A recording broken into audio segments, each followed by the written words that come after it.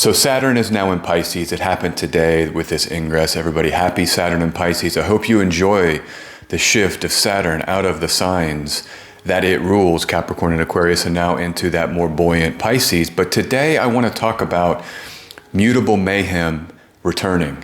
And that simply means the squares, oppositions, and conjunctions of Saturn and Mars now happening in mutable signs for the foreseeable future, and what that might mean for the mutable axis and how we process the Saturn-Mars hard aspect dance. So stay tuned.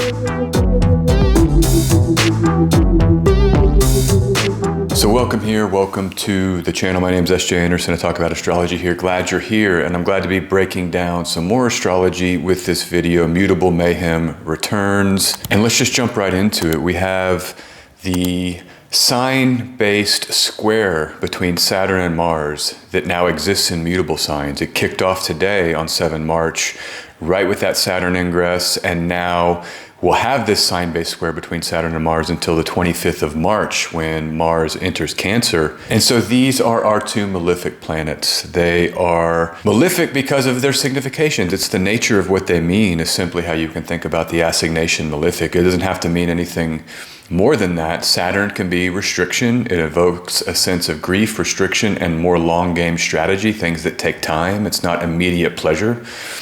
And Mars can be violence, inflamed passions, enhanced activity. And so these planets signify things that we usually think of as difficult. It's where we can find our difficulties.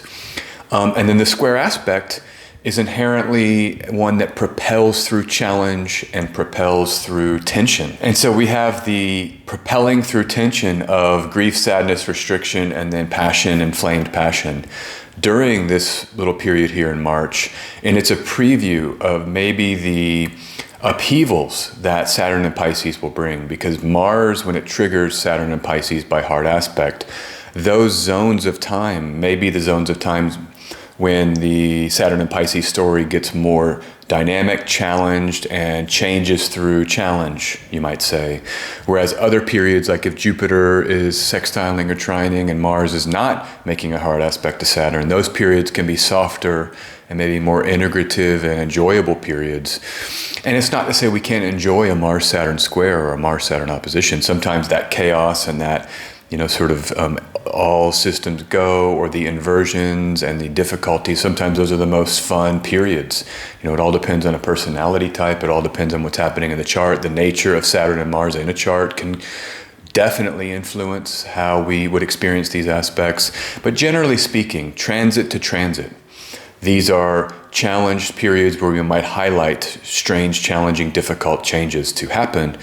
And so I always watch when Mars and Saturn are squaring or in opposition or conjoined, because these periods of time in the sky map are ripe periods for these kind of challenged unfoldments. And so, the main point is here, just check in 7 March to 25 March, right here in 2023. Feel into what challenges may be previewing with that preview of a very wide orb, a Mars-Saturn square, both Mars and Saturn in the mutable axis, Mars still in Gemini, Saturn now in Pisces. And this axis, this mutable axis, is the location for these tensions for the next couple of years straight, okay? That's this one part of the Saturn and Pisces, is knowing now where are the loci of upheaval, where are the loci of challenge and maybe difficulty or obstacle. And it's now here in the mutable axis. We get initiated into the shifting sands and the unstable nature of this pairing now here in March for this little preview 2 weeks. So let's just go into it. You see that the perfection of the Saturn-Mars opposition is this summer in July. On the 20th of July, you get the perfection of the square between Mars and Saturn on the 25th of November. Mars and Saturn will be square by sign through the end of the year. And so look for a pocket this summer. It's after Mars leaves Leo, where it will be hanging out with Venus. And then Mars enters Virgo. Venus goes retrograde. They try to make an aspect, a conjunction, Mars and Venus, and they don't. Through refrenation, Venus will slow down and turn backwards. And then Mars enters Virgo to square Saturn, peaking here on 20 July. So think about that as you're thinking about summer plans. You might want to get things done and traveling this summer before that retrograde station. of Venus and before Mars opposes Saturn. Mars will oppose Saturn, Virgo to Pisces on 20 July. I'll be breaking down those exact dates here, but for the purposes of this video, it's just this general idea that in July, Venus stations retrograde, and then Mars will square Saturn, or Mars will oppose Saturn, pardon me. It's good to know that. That's how you can use this type of information, is knowing when maybe the challenges are in the transiting sky and trying to plan accordingly. One thing I wanted to say here, okay, this is the other thing, pardon me, the eclipses come, and this is something I've also learned recently in the last few years, is look when eclipses are in a hard aspect to Saturn. When are they with Saturn in the same sign, opposite Saturn, or squaring Saturn? 2022, part of why it was so challenged and difficult, those eclipses were squaring Saturn. Taurus, Scorpio eclipses with Saturn and Aquarius. And we saw markets crashed and all kinds of crazy stuff happen in people's lives in that fixed axis. We'll get the next version of that when eclipses begin in Pisces. That first eclipse of Pisces is 7 September 2025. And the node ingresses, the first eclipse in Pisces, is 18 September 2024. There's that early eclipse before the nodes ingress. The nodes will leave Aries Libra and come into Pisces Virgo in early 2025, but there's an eclipse in September 2024 in Pisces. So we're only 18 months out roughly of this first Pisces eclipse that will be co-present with Saturn.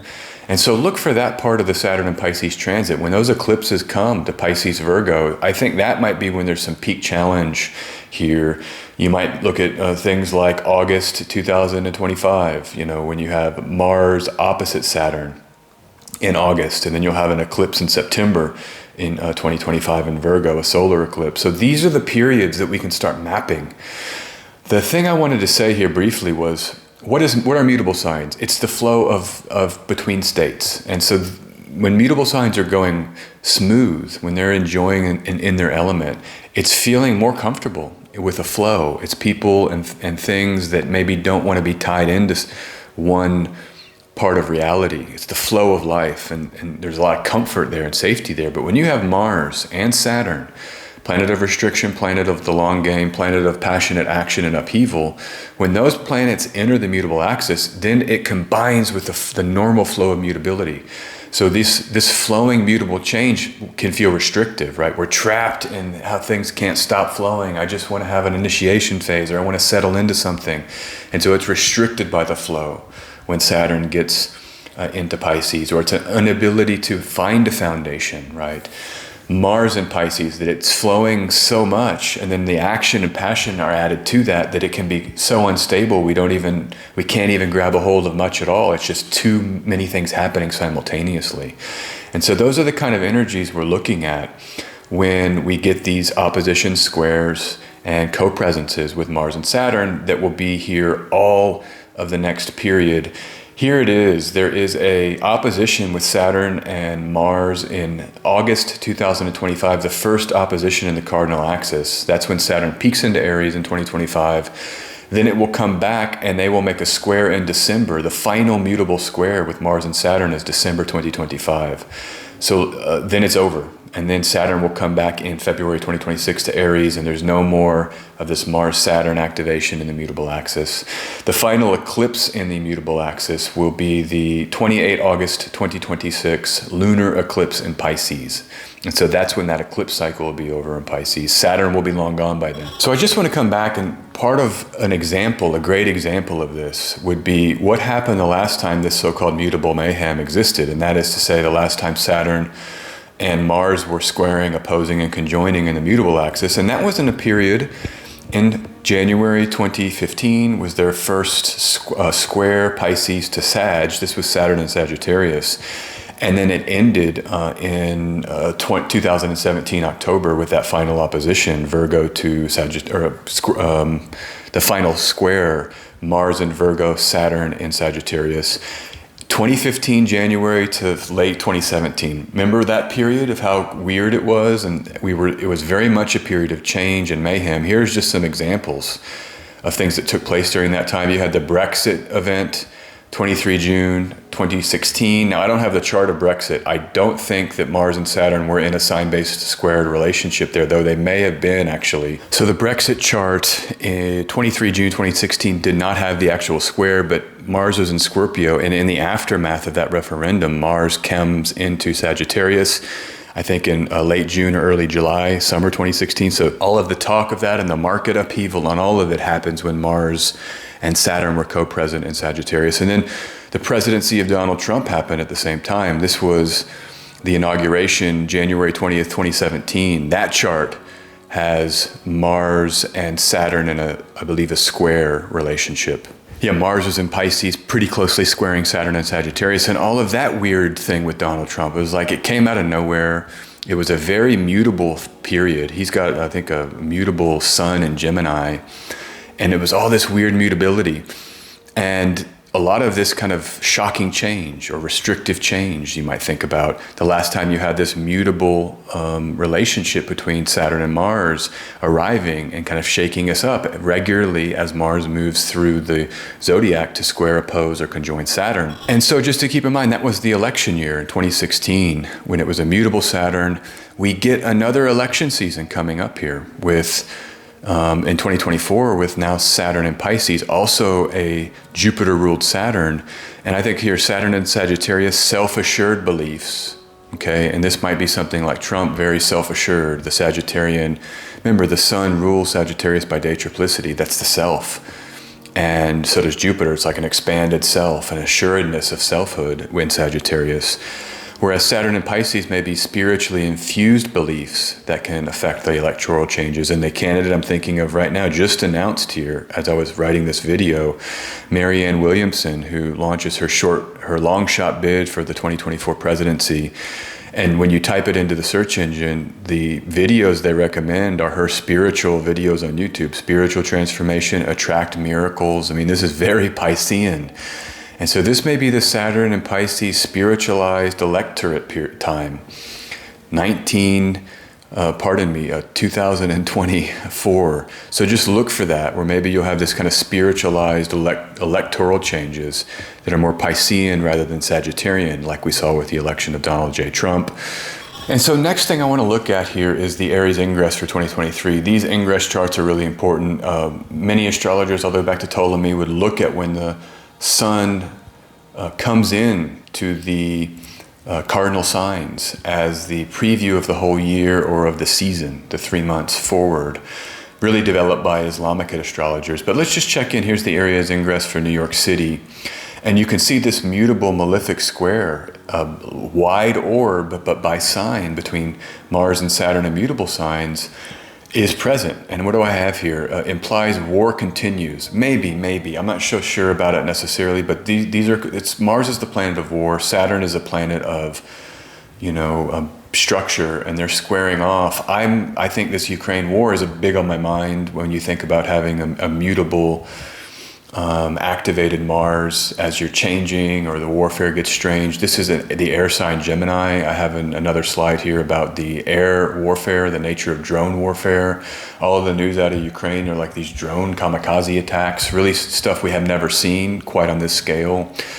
So that could be a part of it here. You've got the moon squaring Mars very closely in the Aries Ingress. That's kind of concerning too, because the moon is the people, and Mars and the moon there with Neptune, and they're in this square off. I think there could be some challenges related to even the Piscean changes. I mean, this can be a time without boundaries, without structure, not knowing what's going on. All of the AI stuff I've been talking about, how is that going to be processed by the collective unconscious? How is it going to be processed when you have deep fakes and when you have weird, strange, generated words and art everywhere? It might feel like, where am I? Is this a strange sort of simulation or simulacrum that we're in? That may be part of the dislodgement of the people here. The benefics are doing heavy lifting though. What I like in this chart is you have Jupiter sextiling that Mars from Aries. That's a beautiful supportive sextile to Mars. And then you have Venus later in zodiacal order sending a sextile back to Saturn in Pisces. And so this Venus-Saturn creative dance, I think, can be very useful this year. And I'm going to have another video coming out about the Jupiter in Taurus, creative opportunity this year that's arriving. It's built into the Aries Ingress with Venus in Taurus sextiling Saturn in Pisces. So it's built in that this is going to be a very creative year and a really good time, I think, to feel into your creative and artistic practices. Jupiter and Mars maybe can be justice, right? It's fighting for justice, defense, using the warfare to kind of defend what you believe. That's the Aries, and the Gemini, the kind of even like new legal documents. Maybe there'll be some kind of treaty that's drafted, fighting through the editing languages or treaties. Maybe this could be something, maybe we'll end up getting some kind of peace deal in Ukraine this year. I'm not sure. I hope so. I sure hope so. So this is what I wanted to talk about too, the idea of fog of war. I think it's perfect for air Mars and then water Saturn in that square relationship. It's this, you're burning the air, and that hot air comes to heat up the water and maybe make some fog or some steam. Fog of war. And I think it's exacerbated by these air-water combinations. It might be leading to divergent headlines that might blur the lines between reality and fiction. This is something that always happens in war. You can't get good information. It's just all sides are saying whatever they need to say to win. And I think there's something I saw on Twitter recently. Histories are often rewritten in the aftermath of war, actually. Like there'll be hired historians to come in and clean up everything and then have a new history that then becomes canon. I feel like we're in a time where a lot of what we're seeing, we don't know if it's even real, and then it'll be written out so it doesn't even matter. Like this is the kind of mutable framing and the mutable experience, is that things just emerge and die. Smoke arises and passes away. And so keep that in mind as we're living through it. It's like you might want to save some files or write in your journal to sort of remember this period, to talk about it later, because it can be changed and reformulated and codified in something that's different than what actually happened or what you actually experienced. And here's where I have the changing nature of warfare, particularly the prevalence of drone warfare and information-based conflict. That's, I think, larger than ever. Go read about these Iranian drones. I think they're like sending them to Russia, and then they're sending these like kamikaze drone swarms. And I think both sides are doing it. They have drones from other countries into Ukraine. But it's really tripped out. I couldn't imagine looking up and seeing a kamikaze drone swarm. That feels something out of a sci-fi movie. Feels like something out of a sci-fi movie. And then here, I just wanted to point out, when you go back to just as an example of what Mars and Saturn in hard aspect can do, the Ukraine invasion happened on the 23rd and 24th. But Mars and Saturn began to square off they begin to conjoin by in a hard aspect conjunction, 6 March 2022. And so this was less than 2 weeks after the initial invasion. For 6 weeks, Mars and Saturn were in Aquarius, and it was during what Wikipedia calls the phase 1 initial invasion, where there was a lot of activity and everything was in Kyiv, and we didn't even really know. I guess Russia was going to try to go for all of Ukraine. And then it was only after Mars and Saturn were not in a hard aspect that then that phase 2 started, where Russia then focused on just the southeastern front. But you can see the Mars-Saturn co-presence in Aquarius was timing a peak of warfare. And so this is just one example of why I've learned always watch Mars-Saturn hard aspect, because it can time in the mundane realm and in the personal realm, but the real peaks of intensities of challenge. All right, so enough of war and current events and mundane astro. I want to talk cinema. And I want to talk the film here, Pulp Fiction, directed by Quentin Tarantino. This film came out in 1994. Saturn was in Pisces. And I remember I saw it in the theater, I think more than once, and I saw it on the same day with Shawshank Redemption, one of my favorite days of my youth. I used to go to the cinema all the time and just watch movies, 2 or 3 in a day sometimes. And when I saw Pulp Fiction, I mean, it was amazing. And everybody praised it because of how innovative it was, but for this reason: various interrelated, nonlinear storytelling. Mutability, that's the mutable axis, that's mutation, right? 2 things happening at once. And you pull up Pulp Fiction, you've got the story of Vincent Vega and Mia Wallace. You've got the story of Butch the boxer and his whole, boxing match. You've got so many overlapping stories happening. Sometimes it's even hard to know what's going on in the film plot-wise. There's been people that have put these different plots together and tried to reconstruct it in a more linear way, but this was a real breakthrough. This is an example of the creative breakthroughs of Saturn and Pisces in film. That Pulp Fiction arrived and everybody was like, wow, look at this new way to do film and tell a story. You can splice it up. And then there was copycat pictures that came out in the aftermath of Pulp Fiction for a few years. I mean, people were doing, this is like in the Pulp Fiction style. So creative stylistic flourishes. And this was about crime and violence. This is what Pulp Fiction's about. That's Mars, Saturn. So that's another way to tie it into this theme of this video here. But just think about what mutable energy is. Sometimes it's we don't even know there's multiple plot lines and multiple things going on, and you just have to ride it out. It's only later when the cardinal axis gets activated that we can piece things together and move into new initiations from that reconstruction of the multiplicity that we've just lived through. And so I just want to close this video, talk about how we can ride these mutable waves, just some ideas, some advice, some things to consider or think about. These are the kind of the bests of mutable signs, the best they have to offer. You can expand horizon. You don't grow without breaking out of one form of stasis, the fixed sign. And then you expand and break those boundaries. You grow out of the shell, you might say, and the flower breaks from that chrysalis or the bud and breaks into the flower. That's the mutable beauty of growth. And the expansion of horizons. If we don't try on new ideas, Sagittarius, Gemini, we don't learn different things. We don't see new things. Read a book. Hell, pick up a book and just read a few pages of a new writer you've never seen. I like to go to the bookstore here, just walk through, browse the new releases. Oh, this looks like a cool piece of literature. I'll buy it, I'll read it. This is how we foster creativity and curiosity. It's only with input in that's new, then you get input out that's new. So think about your martial action to feed your creative self, feed your idea set during this mutable period to lay new foundations that have expanded, right, out from what they could have been before. Aquarius laid a structure and then Pisces expands it out to make it even more foundational for the whole next move through the 12 signs, right? Pisces is the final sign. Resilience and adaptability. This is the thing about mutation, is that we have to remain adaptable and resilient. If everything's changing day to day and you can't put your finger on something or you can't rest on an object because it might change out from under you, we have to be prepared and adaptable, constantly thinking of new scenarios. I call it scenario planning, inventing different ideas of scenarios and just riding these waves of change. And that's a great skill to have. And so I think we'll get a chance to do a lot of that in the next 2.5 years. Mindfulness and presence, this is one of my favorites because when things are untethered to certainty, the best strategy is just the breath. It's the most certain thing. The breath is certainty. It always continues in an involuntary way. We can't stop it, without going to some extreme examples. It's just constantly happening. So you can bring awareness to the moment of the breath in the body. This is Vipassana meditation. I love that. I studied extensively when I was younger, but it's the key takeaway. The kind of core of it is the presence of the body and the breath can be a real touchstone to carry us through any day or any challenging period.